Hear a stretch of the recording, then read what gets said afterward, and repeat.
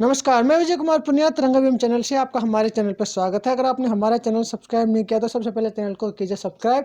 नीचे लाल रंग का बटन आप उसको दबाइए, चैनल हो जाएगा सब्सक्राइब और आने वाली तमाम खबरें आपको मिलती रहेगी और आप हमारी खबरों का आनंद लीजिए। जनकपुरी खबर क्या है, चलिए पूरी खबर के बारे में आपको बताता हूँ।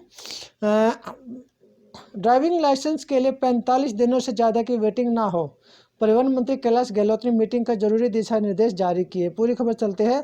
जनकपुरी, लोनी समेत कई जोनल ऑफिसों में ड्राइविंग लाइसेंस के लिए 2 महीने से भी ज़्यादा की वेटिंग हो रही है। परिवहन मंत्री कैलाश गहलोत ने ड्राइविंग लाइसेंस, ई गाड़ियों की सब्सिडी, HSRP समेत कई मसलों पर विभाग के सीनियर अधिकारियों के साथ मीटिंग की और जरूरी दिशा निर्देश जारी किए।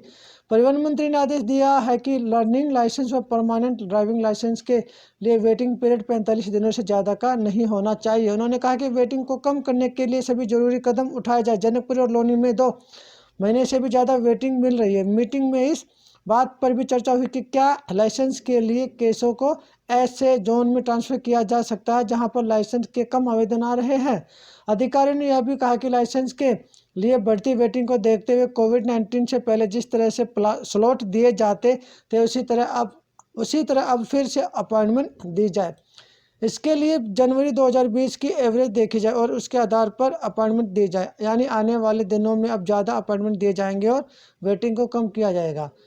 मीटिंग में सूरजमल विहार के MLO की ओर से कहा गया कि ड्राइविंग लाइसेंस के लिए बढ़ती वेटिंग का एक बड़ा कारण अपॉइंटमेंट ऑटोमेटेड टेस्ट टैंक पर टेस्ट देने वालों का बड़ी संख्या में फेल होना भी है। ज़्यादा फेल होने के कारण वे लोग फिर से अप्लाई करते हैं और वेटिंग बढ़ती जाती है। मीटिंग में बताया गया कि फेल होने वालों में बहुत सारे लोग अच्छी तरह से ड्राइविंग करना जानते हैं लेकिन टेक्निकल कारणों के चलते फेल हो जाते हैं। इस बारे में बताया गया है कि ऑटोमेटेड टेस्ट टैंक पर फेल होने के कारणों का पता लगाने के लिए एक कमेटी बनाई गई थी और जल्द ही इस बारे में परिवहन मंत्री फैसला लेंगे।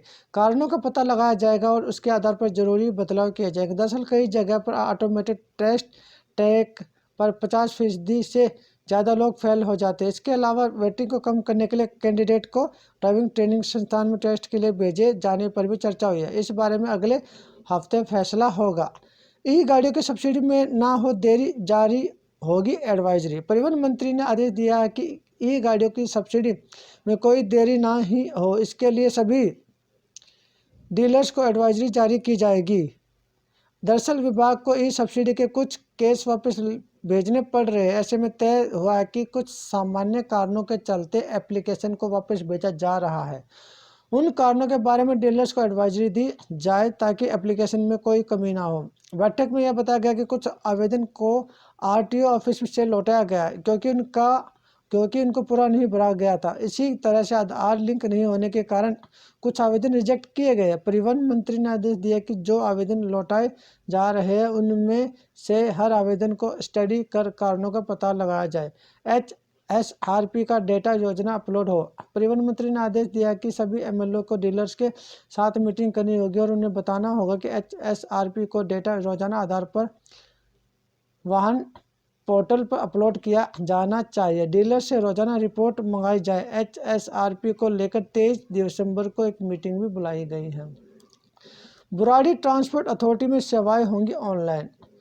परिवहन विभाग की बुराड़ी ट्रांसपोर्ट अथॉरिटी में vehicle inspection unit, VIU, auto rickshaw and taxi समेत कई यूनिट है। बुराड़ी में ये इलेक्ट्रिक बस डिपो बनाया जा रहा है। परिवहन मंत्री कैलाश गहलोत ने बुराड़ी ट्रांसपोर्ट अथॉरिटी में सुधार के बारे में जरूरी निर्देश जारी किए। हाल ही में परिवहन मंत्री ने बुराड़ी अथॉरिटी का निरीक्षण किया था और उनके निरीक्षण के बाद संबंधित अधिकारियों को निर्देश जारी किए गए हैं। बुराड़ी ऑफिस के सौंदर्यीकरण के प्लान पर भी काम करने को कहा गया। साथ ही बुराड़ी में ड्राइविंग ट्रेनिंग इंस्टीट्यूट को बुराड़ी से झुलझुली में शिफ्ट करने की संभावना तलाशने के आदेश दिए गए। झुलझुली में काफ़ी जगह है और वहां पर एक साथ काफ़ी ड्राइवरों की ट्रेनिंग हो सकती है। अप्रोच रोड की मरम्मत के निर्देश। मेन बुराड़ी गांव से बुराड़ी ट्रांसपोर्ट कॉम्प्लेक्स तक जाने वाली अप्रोच रोड की मरम्मत के निर्देश भी दिए गए हैं। ताकि अथॉरिटी आने जाने वालों को कोई परेशानी न हो। साथ ही सड़क पर अतिक्रमण को हटाकर 2 लेन बनाने को कहा गया। पीडब्ल्यूडी अधिकारियों ने बताया कि सड़क की सफाई का काम उनके अधिकार क्षेत्र में नहीं है, जिसके बाद परिवहन मंत्री ने आदेश दिया कि ट्रांसपोर्ट कमिश्नर को नॉर्थ एमसीडी के अधिकारियों की बैठक बुलानी चाहिए और इस अप्रोच रोड की सफाई को लेकर सभी जरूरी फैसले लिए जाने चाहिए। परिवहन मंत्री के निरीक्षण के दौरान अधिकारियों ने बताया कि व्हीकल इंस्पेक्शन यूनिट बुराड़ी में ऑटोमेटेड टेस्ट लेन कई सालों से ठप पड़ी है। परिवहन मंत्री ने कहा कि गाड़ियों की फिटनेस ऑटोमेटिक मोड में ही होनी चाहिए और 8 लेन वाली लेन होनी चाहिए। इस बारे में कंसल्टेंट की नियुक्ति की जाए। मंत्री ने कहा कि बुराड़ी में सभी सेवाओं को ऑनलाइन सिस्टम के दायरे में लाया जाए। अभी कमर्शियल गाड़ियों के लिए duplicate RC, transfer of ownership जैसी कई सेवाएं ऑनलाइन सिस्टम में नहीं है।